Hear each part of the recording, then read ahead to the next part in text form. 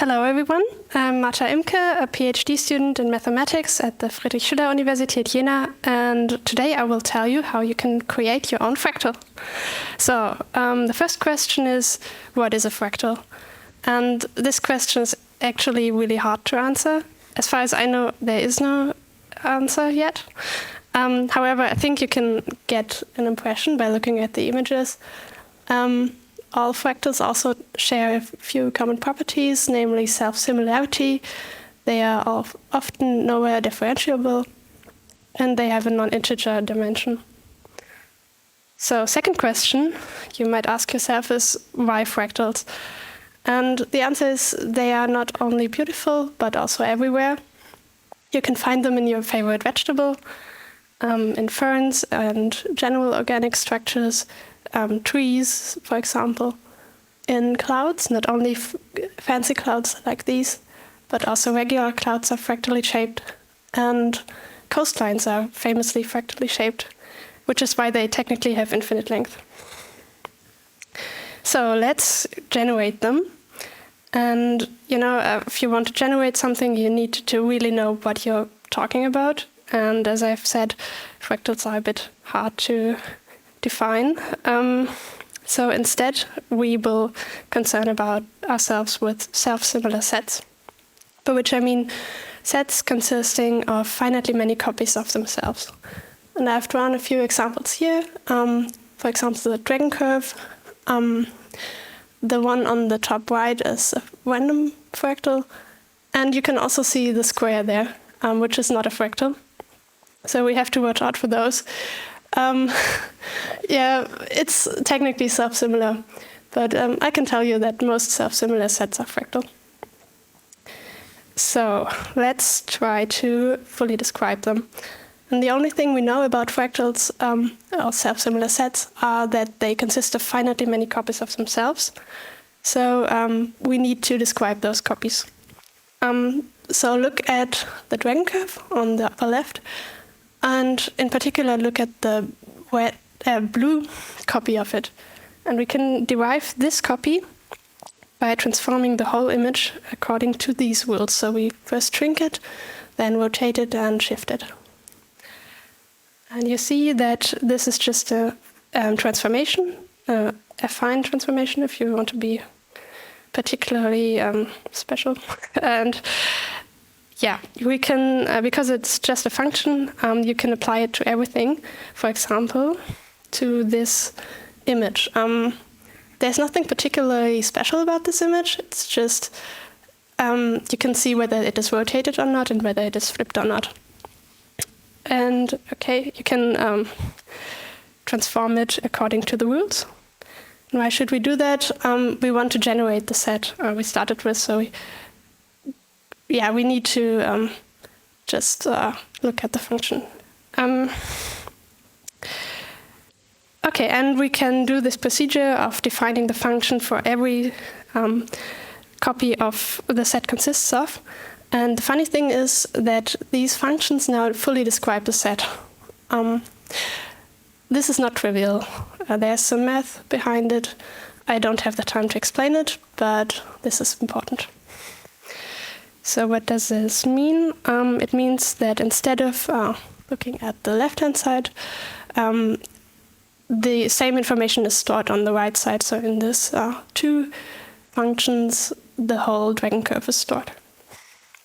And we will now start with the functions on the right side and try to generate the set on the left side. Let's start.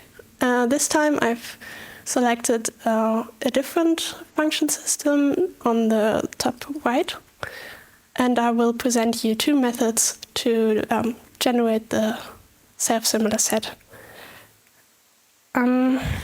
The first method is called copy and paste, and you can start with any non-empty image, really with anything.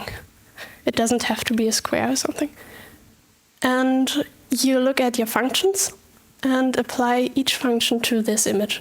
So you will get 5 squares and arrange it like on the top, so you get something like a cross. And then you do what you always do when working with fractals, you just repeat. So this time you take this image, the cross, copy it 5 times, shrink it 5 times, and you get 5 crosses, which looks like this. And then you can do it again and again and again. And you see that the image is converging to the only self-similar set, which repeats according to the rules on the top right. Okay, now to the second algorithm I want to show you.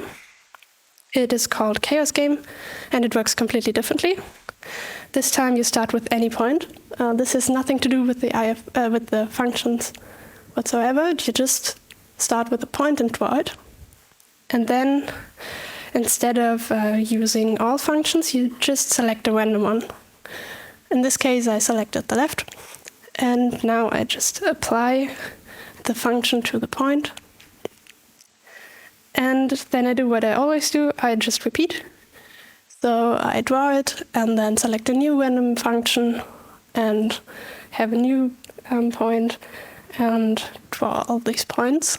You see that the first few points don't look like anything, but if you do that long enough, the fractal starts to appear. And if you want to see some code about this, you can go check out my website. It's fracme.cc.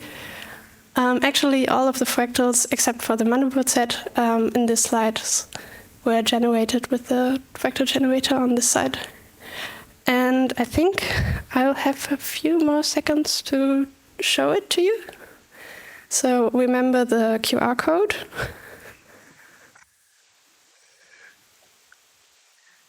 And yeah, this is the fractal generator. You can go over here to add a function. Note that if you have only one function, nothing appears. Actually, there's only one point appearing. You can think about why that is. If you add a second function, there's some counter set appearing. And once you added a third function, there's like a Sierpinski triangle-ish thing. And if you rotate it, the shapes get more and more organic. And of course, you can also upload it to a gallery and look at it and edit it. And because all of this was so general, we can do it actually in every dimension, for example, in dimension 3.